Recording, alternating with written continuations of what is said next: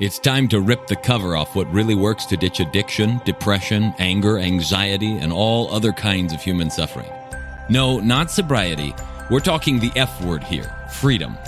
We'll share straight from the trenches what we've learned from leaving our own addictions behind and coaching hundreds of others to do the same. And since it's such a heavy topic, we might as well have a good time while we're at it.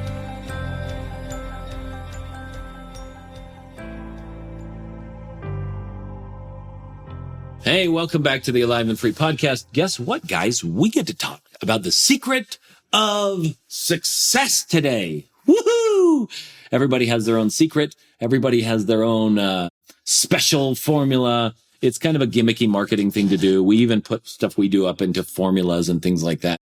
But I want to peel back the layers a little bit, because if you've been around the personal development industry for any long, or if you've been around parents ever who tell kids what needs to happen for success, or if you've been around anybody who has any opinion, who has achieved any success and is telling other people about it, then you have encountered somebody's viewpoints or beliefs about success. And I would guess, or I would wager, or I would bet that some of the things that you've heard are things that you aren't doing. And I would also bet that some of the things that you've heard are things that you've adopted because you've heard that those will lead to success. And I would bet that some of the things that you've heard are so outlandish that you would not really want to do them, or they seem too hard or way out there, and it makes success seem difficult. Or I would wager that some of the things that you have heard don't match what other people have done, and so there's some confusion going on. So I want to take a minute here and just lay this out. Now, when I first started doing this, it was like back in 2011 when I first got a coach, the first time I ever hired a coach. And I was trying to figure out finances, and I was still kind of like at the tail end of a lot of the compulsive addictive behaviors that I was into at the time, and with pornography and eating and angry outbursts and stuff. And so, but I wanted to try and figure out life and everything. We were living in Arizona at the time, and I was trying to figure out how to run my kung fu business better, and it wasn't working super well because of the advice I got. And their advice for success was to run the lowest cost program, to be really cheap, and, offer year-long memberships and things, and then sell the heck out of like fancy seminars, newfangled seminars coming up every bit, and weapons and all this other stuff. And so there was a constant like sales pitch almost every class. It's kind of like Allegiant Airlines, right? These cheaper airlines, like, yeah, it's a cheap ticket, but, nickel and dime. And so I was in that space, really looking at it. And while I was looking at it, it wasn't working. The people that were giving me that advice for success, they were people, the masters over the organization, they were people that they ran a little bit of a real estate business on the side. They were renting out a home or two. So they were getting income from that way. They ran two separate schools, kung fu schools. And though they had to pay rent on both schools, they had two different student bases that were like 45 minutes apart. And it was just the two of them. So all of the extra net profit would come into them. And they had several other schools under them, including my own, where when a student tested, we paid them a portion of the testing fee, which was another thing that we tried to get students to do a lot, test really fast between ranks so that we could maximize the amount of revenue. Of course, they didn't talk about it that way, but that's basically what it boiled down to. We weren't really testing for proficiency. We were testing for speed of learning so that we could get revenue.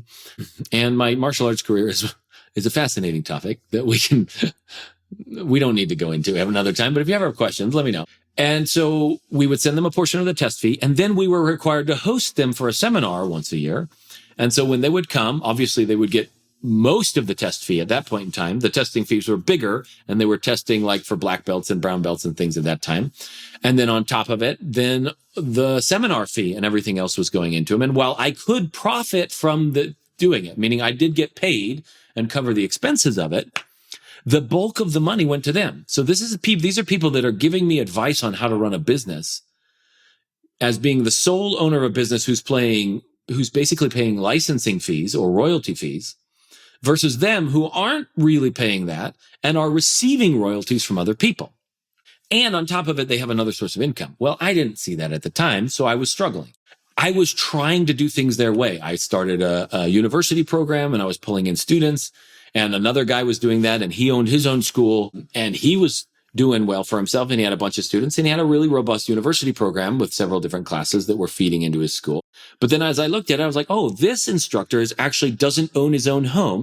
He lives in the back of his school. And several other instructors who were quote unquote doing well, the same thing. They didn't actually have an apartment or a place they lived. They were living in the back of their own school, and which was against code violations, for a commercial business. But that's how they were getting by. And then they were proclaiming that they were very, very successful.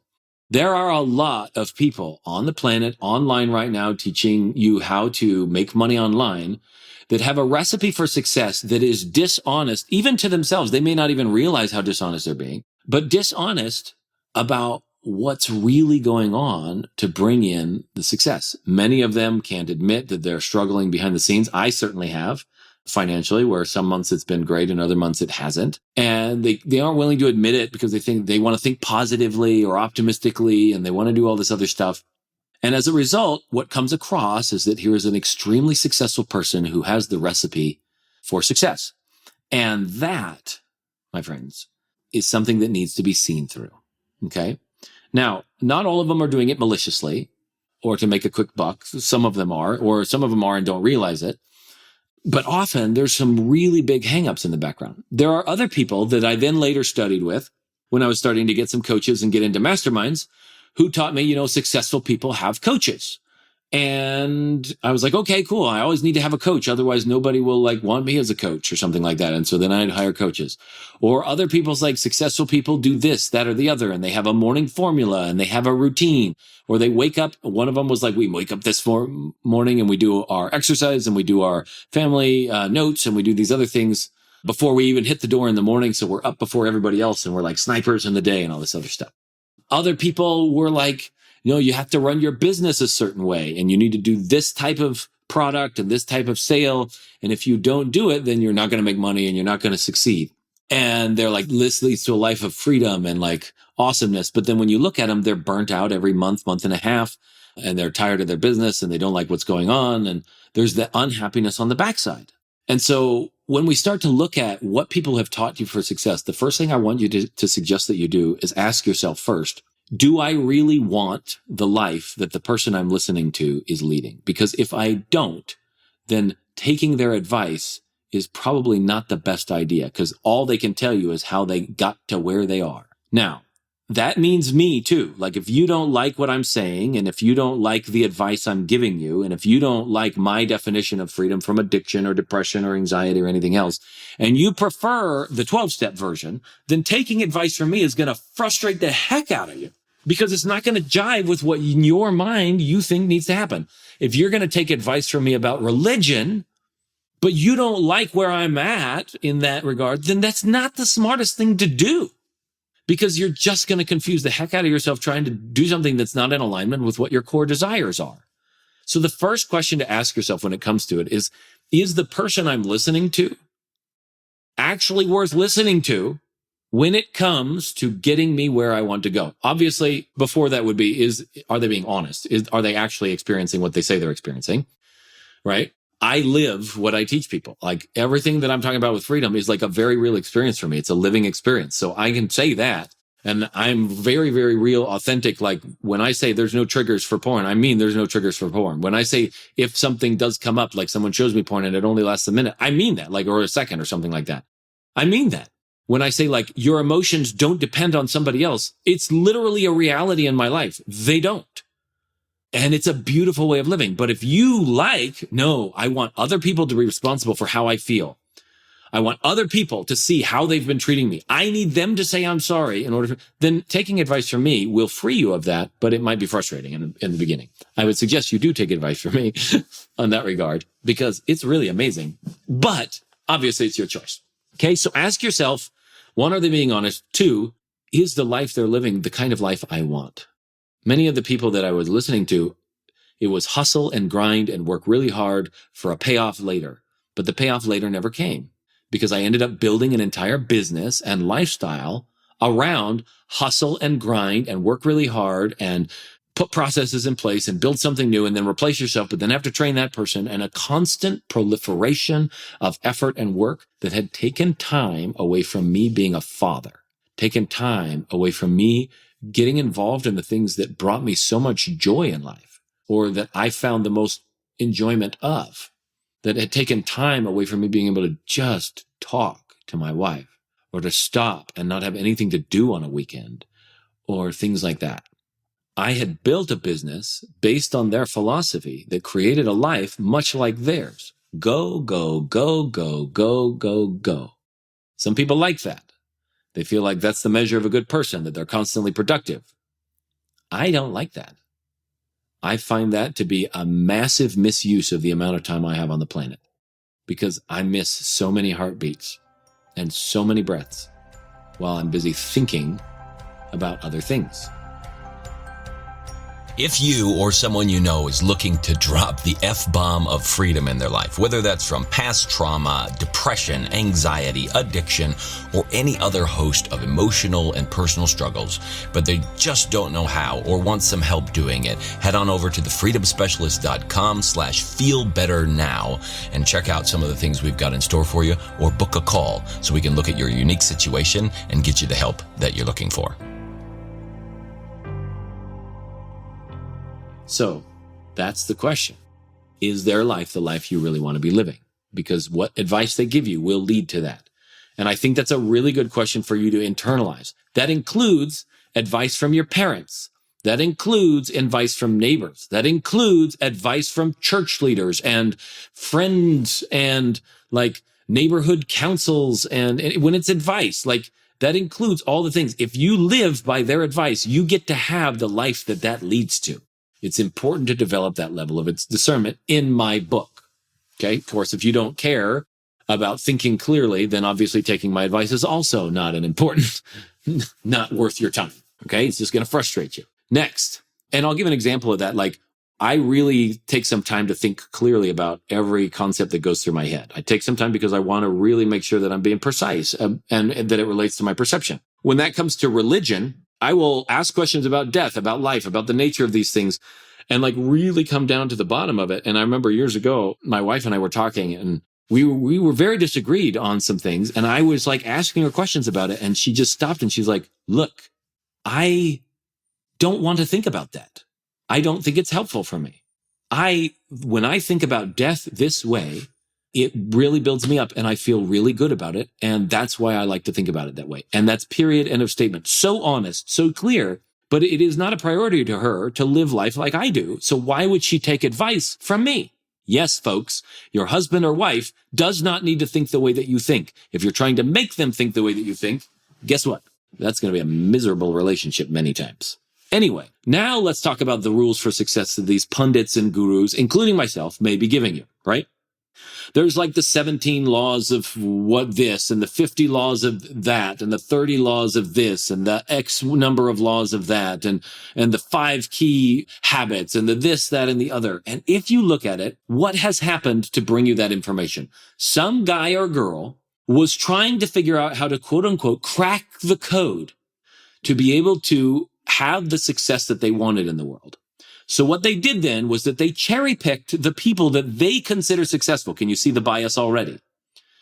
Of those people, they interviewed them. And then of the answers that they got in the interview, they looked through anything to find any number of common themes among them. And of those common things, which are abstractions from what was really happening, they then deduced that there were 5 habits or this, that, or the other, or all these things. And then they said that these are the keys to success. Can you see the long line of problems that shows up? First, do you want to be successful like the people that they're studying? Second, what is the personality of the person that they're studying? What is their constitution? Are they night owls? Are they morning larks? What is their diet? What is their exercise regime? What is their ethnic background? What is their upbringing like? What is the place that they live in? What are the things that they particularly enjoy or don't enjoy? There's no element of actually looking at a human being and saying, what will allow this human to thrive? There's only an element of, well, this human has thrived, therefore they must have done something. And they completely eliminate the variable that is the human being doing the thing. They completely eliminate that. They say you need to retrain that variable, and you need to go and you need to do your vision boards and your your daily rehearsal, mental rehearsal, none of which are wrong, but maybe not everybody's cut out for that. And so then they plaster this in front of you like they've just discovered some law of the universe. Guess what, folks? The laws of the universe were made up by humans. There is no such thing as a law of the universe floating around the cosmos somewhere trying to enforce itself. Gravity is not a law.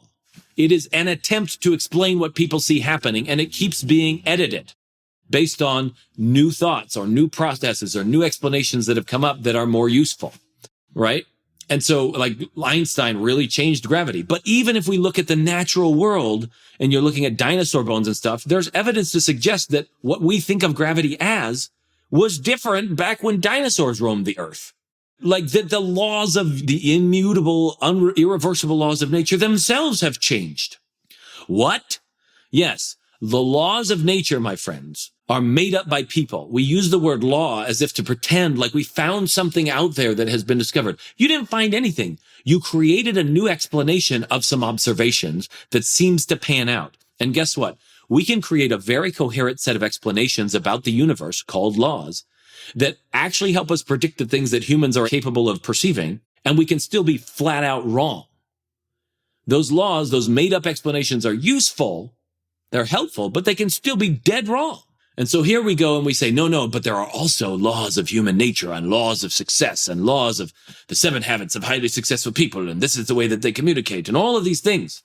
And I am not here saying that any of the information given is bad. It has helped people. People have found tremendous help from it and others have not. And if we took all of the successful people ever studied on the planet and put them all into one pool so that we weren't dealing with the author's biases all the time as, oh no, this person's successful, but I left this dude out, which might be the kind of success that you actually want, aka a happy family life without a lot of responsibility. Everybody's like, oh no, I need to make $1 million. Do you? Do you really? Because think about the other side of it. My dad was so amazing with this. Like, he retired from the Air Force as a fighter pilot, and then he went and got a job at Sandia Labs doing some like whatever top secret stuff that they were doing here and there. And for many, many years, they asked him to be a supervisor, to give him a promotion, to give him a bonus, to be a raise and all this other stuff. But he's like, no, I really enjoy just sitting in my own little corner in my own little chair, doing my own little code, and then going home at the end of the day and not having anything to do. That was his success. And he was happy, joyful, enjoyed it. He felt like he was part of a big company doing some big things, but he could just do his part and go home. And it was amazing for him. So if we take all of those people and we put them into one pool and we say, okay, cool. What are the common threads among all of them that has allowed them to succeed? You will not find a single one. Even the main ones. Oh, well, they get up early in the morning. There are successful people who don't. And there have been throughout time. Oh, well, they exercise this many times in the week. There are successful people, depending on your definition of success, who don't. Oh, well, they eat this diet. There are successful people who don't. Oh, well, they think this way. Oh, well, there are successful people who don't. Oh, well, they sell big things. Oh, well, there are successful people who don't. They sell little things. Successful people who don't. They sell products. Successful people who don't. They're business owners. Successful people who aren't. They're employees. Successful people who aren't. They're spiritual gurus. Well, there's successful people that aren't. For everything you can think of, there is not one common thread.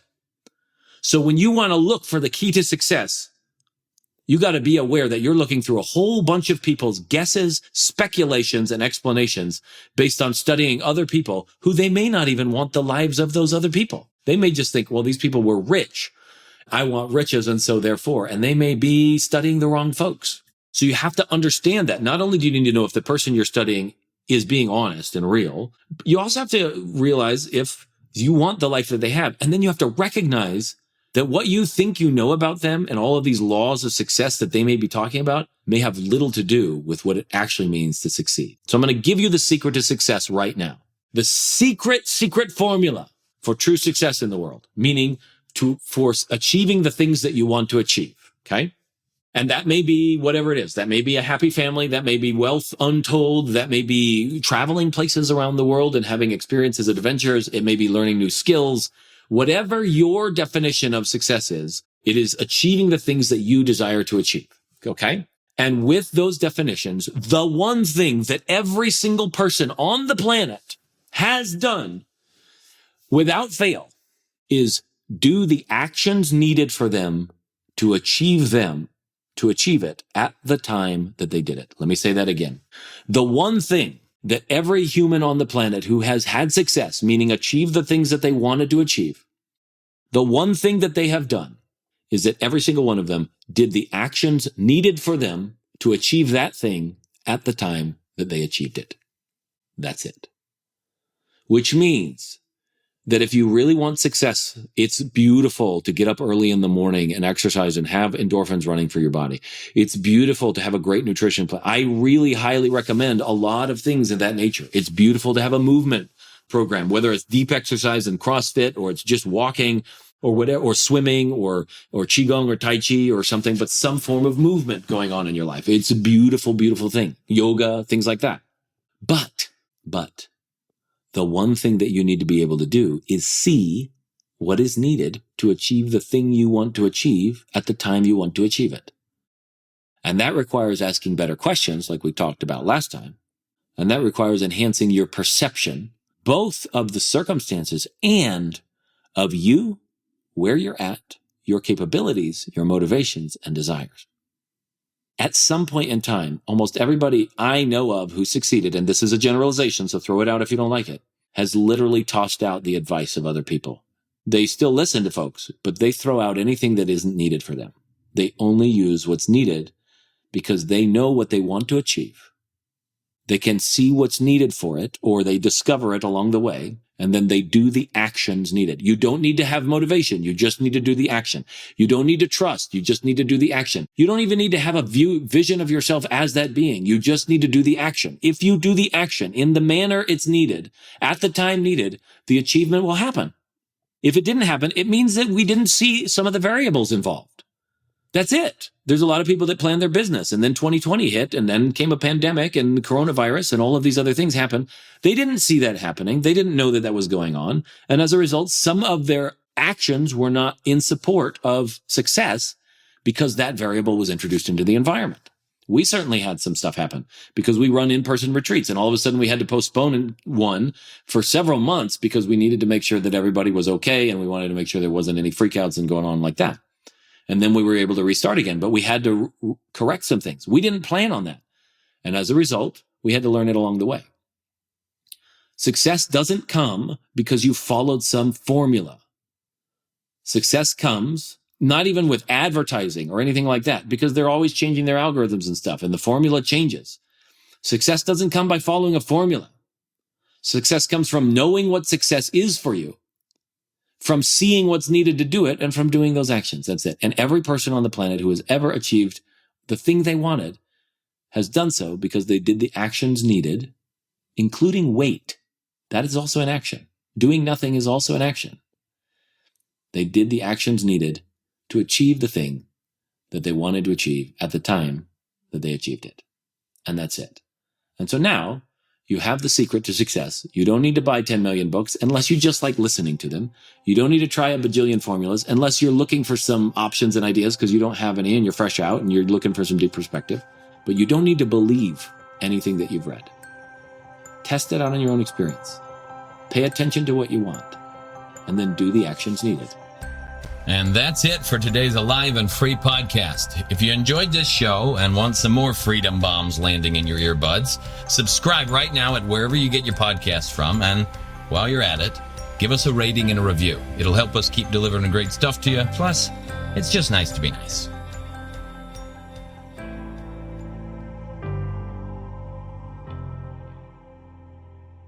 This is thepodcastfactory.com.